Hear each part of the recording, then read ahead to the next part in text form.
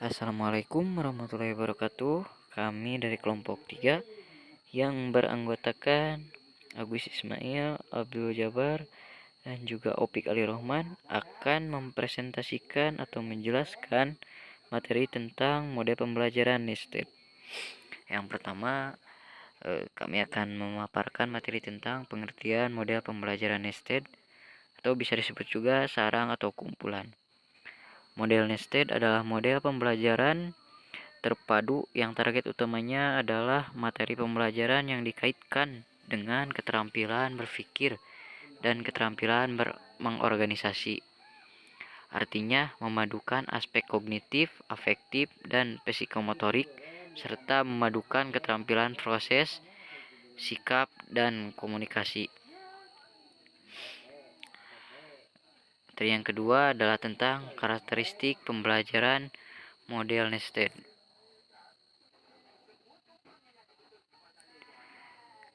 Menurut Depdikbud 1996, pembelajaran terpadu sebagai suatu proses mempunyai beberapa karakteristik atau ciri-ciri, yaitu yang pertama holistik, yaitu pembelajaran terpadu memungkinkan siswa untuk memahami suatu fenomena dari segala sisi.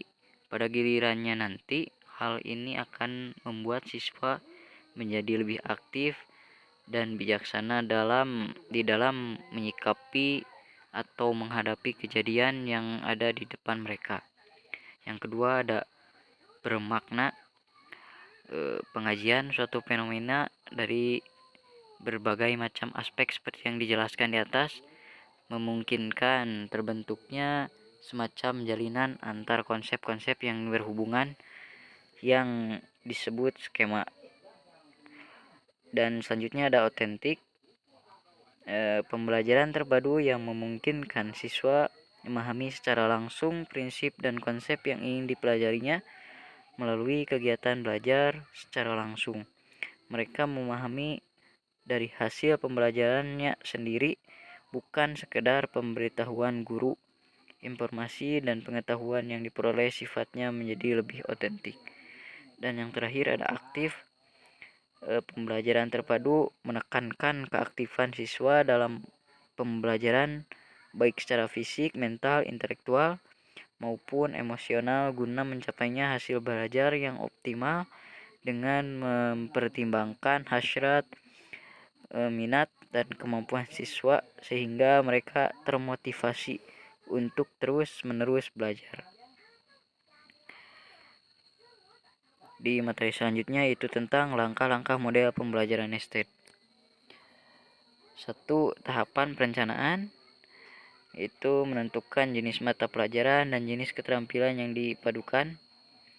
Memilih kajian materi, standar kompetensi dasar dan indikator. Menentukan sub keterampilan yang dipadukan. Merumuskan tujuan pembelajaran khusus atau indikator. Menentukan langkah-langkah pembelajaran. 2. Tahapan pelaksanaan, itu guru hendaknya tidak menjadi single aktor yang mendominasi dalam kegiatan pembelajaran. Peran guru sebagai fasilitator dalam pembelajaran memungkinkan siswa menjadi pelajar mandiri. Selanjutnya, pemberian tanggung jawab individu dan kelompok harus jelas dan setiap tugas yang menurut adanya kerja sama kelompok menuntut. Guru perlu akomodatif terhadap ide-ide yang terkadang sama sekali tidak terpikirkan dalam proses perencanaan.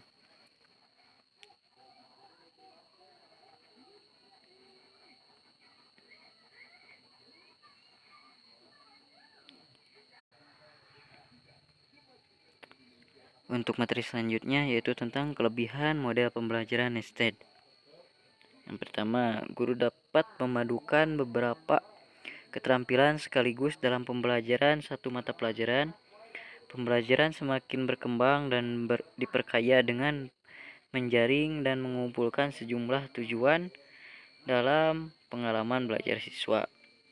Pembelajaran dapat mencakup banyak dimensi dengan memfokuskan pada isi pembelajaran, strategi berpikir, keterampilan sosial, dan ide lain yang ditemukan.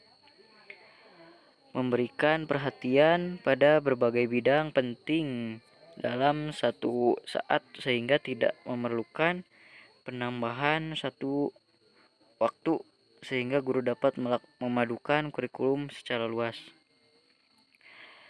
Materi selanjutnya itu tentang kelemahan model pembelajaran nested. Kelemahan model ini adalah dalam hal perencanaan. Jika dilakukan secara tergesa-gesa dan kurang cermat, maka penggabungan beberapa materi dan aspek keterampilan dapat mengacaukan pola pikir siswa. Pada mulanya, tujuan utama pengajaran adalah penekanan pada materi, tetapi akhirnya bergeser prioritasnya pada keterampilan. Model nested ini muncul dari kealamiahannya dengan mengumpulkan 2, 3, atau 4 target belajar dalam satu latihan. Mungkin membingungkan siswa jika pengumpulan ini tidak dilakukan secara hati-hati.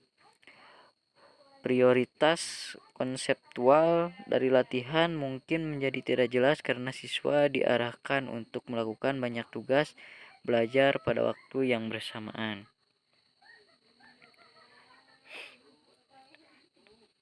Untuk materi selanjutnya itu tentang penerapan model pembelajaran berbentuk nested dalam proses pembelajaran. Model nested ini di sekolah dasar dapat diterapkan khususnya di kelas tinggi yang sudah pasti semuanya disesuaikan dengan tingkat perkembangan pemahaman siswa dalam implementasinya. Diawali dengan menentukan konten yang ingin dicapai dalam satu mata pelajaran dan jenis keterampilan yang dipadukan dengan mengutamakan pokok bahasa atau produk bahasan sebagai bingkai untuk menyerang keterampilan, konsep, dan perilaku yang diharapkan tercapai.